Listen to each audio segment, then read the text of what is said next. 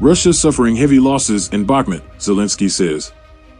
Ukrainian President Volodymyr Zelensky said his forces are continuing to inflict heavy losses on attacking Russian fighters in the besieged frontline city of Bakhmut, where Kremlin-backed mercenaries concede the fight is growing more difficult as they approach the city center, bombarded by artillery and tank fire.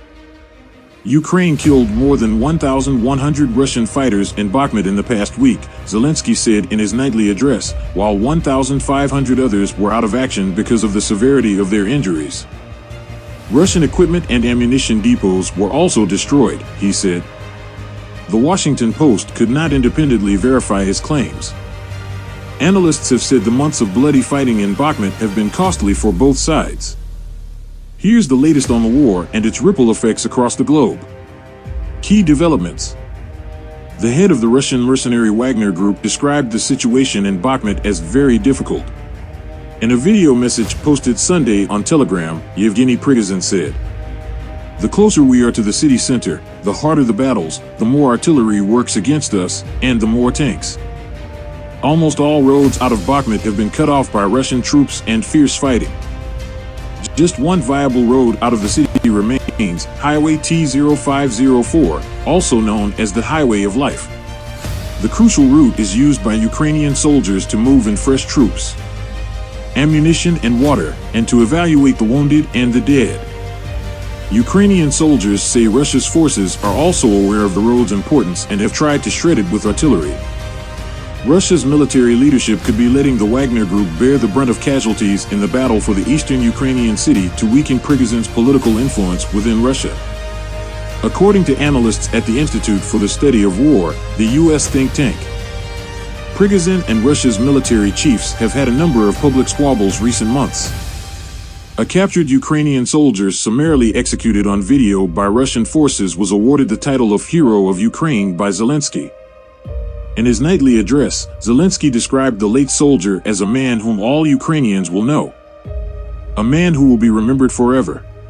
Last week, Zelensky accused Russian troops of brutally killing the captive and vowed to hold those responsible accountable. Russia has not commented on the allegation.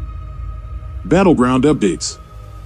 Russia's defense ministry said on Telegram that its forces killed more than 220 Ukrainian service members in the eastern Donetsk region in the past day and destroyed several combat vehicles and a long-range artillery piece. The Post could not independently verify the claims. Russian shelling in the southern Ukrainian city of Mykolaiv destroyed residential buildings and killed a man and woman in their 40s, Regional Governor Vitaly Kim said Monday on Telegram. Mykolaiv, an important port city and shipbuilding center, has been a key target since the start of the war. Power was restored to affected areas in Ukraine on Sunday after a hypersonic missile attack last week left regions without electricity, according to Zelensky. Kharkiv has electricity. Zhytomyr region has electricity. All cities and communities that had problems with energy supply have been powered again, he said in his nightly address. Global impact. Navalny, a film about imprisoned Russian opposition leader Alexei Navalny, won Best Documentary Feature at the Oscars on Sunday night. The Kremlin critic was poisoned in Russia in 2020 by a banned chemical weapon that almost killed him. He blamed the attempted assassination on Russian President Vladimir Putin, who denied involvement.